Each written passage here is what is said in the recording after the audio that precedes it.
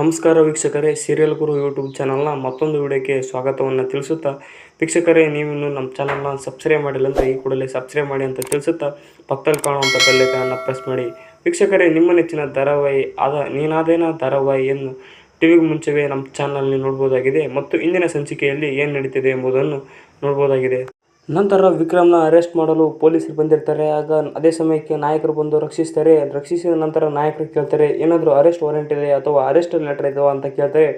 ಅದಕ್ಕೋಸ್ಕರ ಪೊಲೀಸರು ಹೇಳ್ತಾರೆ, ಏನೂ ಇಲ್ಲ ನಮ್ಮ ಹತ್ರ ಅಂತ ಹೇಳ್ತಾರೆ. ಅದಕ್ಕೋಸ್ಕರ ನಾಯಕರು ರೆಕಾರ್ಡ್ ಆಗ್ತಿದೆ ಏನಪ್ಪ ಅಂತ ಅವರ ಇನ್ನೊಬ್ಬ ಹುಡುಗನನ್ನು ಕೇಳ್ತಾರೆ. ಏನು ಅಂತ ಕೇಳ್ಕೊಳ್ಳೇನೆ, ಇಲ್ಲ ನೀವು ಏನು ಮಾಡ್ತಿದ್ದೀರ ಅದೆಲ್ಲ ರೆಕಾರ್ಡ್ ಆಗ್ತಿದೆ ಅಂತ ಹೇಳ್ಕೊಳ್ಳೇನೆ ಪೊಲೀಸರು ಸುಮ್ಮನೆ ಅಲ್ಲಿಂದ ಹೋಗ್ತಾರೆ. ನಂತರ ಕೋಟೆ ರಾಜೇಂದ್ರ ಅವರು ಸತ್ಯಮೂರ್ತಿಗೆ ಹೇಳ್ತಾರೆ, ಏನಪ್ಪ ಊರ ಕಣ್ಣಿಗೆ ಕಾಣೋದು ಹಂಗೆ, ಆದರೆ ಏನು ಮಾಡಬೇಕು, ಇಬ್ಬರ ಪ್ರೀತಿ ಶಿವಪಾರ್ವತಿ ಇದ್ದ ಹಾಗೆ ಅಂತ ಹೇಳ್ತಾನೆ. ನಂತರ ಕೋಟೆ ರಾಜೇಂದ್ರ ಅವರು ಹೇಳ್ತಾರೆ, ಯಾರಾದರೂ ಶಿವಪಾರ್ವತಿನ ದೂರ ಮಾಡಲು ಹೋದರೆ ಈ ವೀರಭದ್ರನ ನಾಯಕ ನಾನು ಬಂದು ಅವ್ರನ್ನ ನಾಶ ಮಾಡ್ತೀನಿ ಅಂತ ಹೇಳಿ ಅಲ್ಲಿಂದ ಓಡ್ತಾರೆ.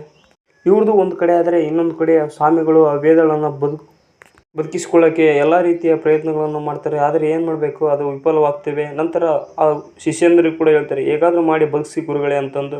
ನಂತರ ಸ್ವಾಮಿಗಳು ದೇವರ ಹತ್ರ ಪ್ರಾರ್ಥನೆ ಮಾಡಲು ಮುಂದಾಗ್ತಾರೆ. ನಂತರ ವಿಕ್ರಮ್ ಕೋಪ ಮಾಡ್ಕೊತ ಇರ್ತಾನೆ. ಆಗ ನಾಯಕರು, ಯಾಕಪ್ಪ ಈ ರೀತಿಯ ಕೋಪ ಮಾಡ್ಕೊತಿದೆಯಲ್ಲ ಅಂತ ಹೇಳ್ತಾರೆ ನಾಯಕರಿಗೆ.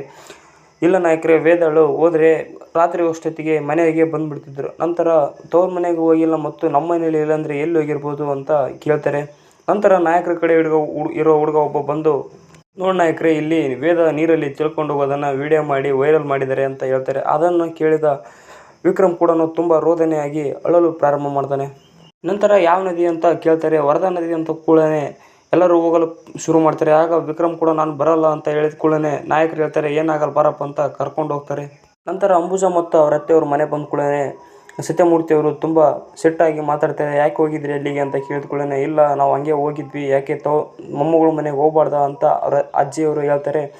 ನಂತರ ಅಂಬುಜಾ ಅವರು ಹೇಳ್ತಾರೆ, ಎಲ್ಲೋ ಸೂಸೈಡ್ ಲೆಟ್ರ್ ಬರೆದಿಟ್ಟು ಎಲ್ಲೋ ಹೋಗಿದ್ದಾಳೆ ನಮ್ಮ ವೇದ ಅಂತಂದು ಅಳಲು ಪ್ರಾರಂಭ ಮಾಡಿದಾಗ ಹೇಳ್ತಾಳೆ. ಸತ್ಯಮೂರ್ತಿಯವರು ಹೇಳ್ತಾರೆ, ಕೊಟ್ಟೆಣ್ಣು ಕುಲಕ್ಕೆ ಹೊರಗೆ, ಆದರೆ ಕೇಳ್ದೇನೆ ಹೋಗಿರೋ ರೌಡಿ ಹಿಂದೆ ಇನ್ನು ನಿಮ್ಮ ಮಗಳ ಅಂತ ಕೇಳಿದ್ಕೊಳ್ಳೇನೆ, ಇಲ್ಲ ನನ್ನ ಮಗಳು ಅಂತ ಹೇಳ್ತಾರೆ.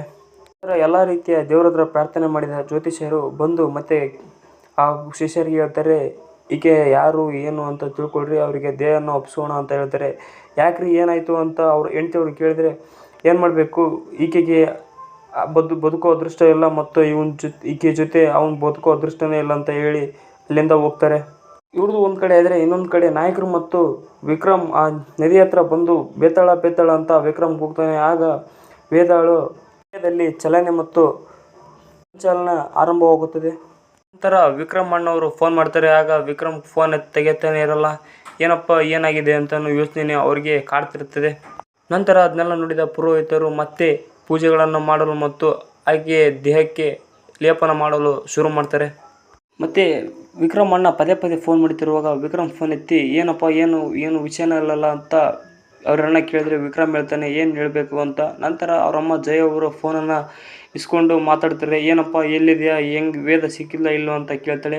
ಅದಕ್ಕೋಸ್ಕರ ವಿಕ್ರಮ್ ಹೇಳ್ತಾನೆ, ಸಿಕ್ಕಿಲ್ಲಮ್ಮ ಅಂತ ಹೇಳ್ಕೊಳ್ಳೋಣ, ಎಲ್ಲಿ ಯಾವಾಗ ಏನು ಎಂತ ಹುಷಾರಿದ್ದಾಳ ಅಂತ ಕೇಳ್ತಾಳೆ. ಅದಕ್ಕೋಸ್ಕರ ವಿಕ್ರಮ್ ಎಲ್ಲ ಚೆನ್ನಾಗಿದ್ದಾಳೆ ಅಂತ ಹೇಳ್ತಾನೆ. ನಾಯಕರು ವಿಕ್ರಮ್ ಹತ್ರ ಬಂದು, ಯಾಕೆ ವಿಕ್ರಮ್ ಆ ರೀತಿ ಸುಳ್ಳು ಹೇಳಿದೆ ಮನೆಯವ್ರ ಹತ್ರ ಅಂತ ಹೇಳಿದ್ಕೊಳ್ಳೇ ವಿಕ್ರಮ್ ಹೇಳ್ತಾನೆ, ಇಲ್ಲ ನಾಯಕರೇ, ಈಗ ಹೇಳಿದ್ರೆ ಅವರು ತುಂಬ ಬೇಜಾರಾಗಿ ಊಟ ಮತ್ತು ನಿದ್ರೆಯನ್ನು ಬಿಟ್ಟಿರ್ತಾರೆ, ಅದಕ್ಕೋಸ್ಕರ ಸುಳ್ಳು ಹೇಳಿದೆ ಅಂತ ಹೇಳ್ತಾನೆ. ಹಂಗಾದರೆ ಒಮ್ಮೆ ವೇದಾಳಿಗೆ ಏನಾದರೂ ಆದರೆ ಮನೆಗೆ ಮುಖ ಹೀಗೆ ತೋರಿಸ್ತೀಯ ಅಂತ ಹೇಳ್ತಾರೆ.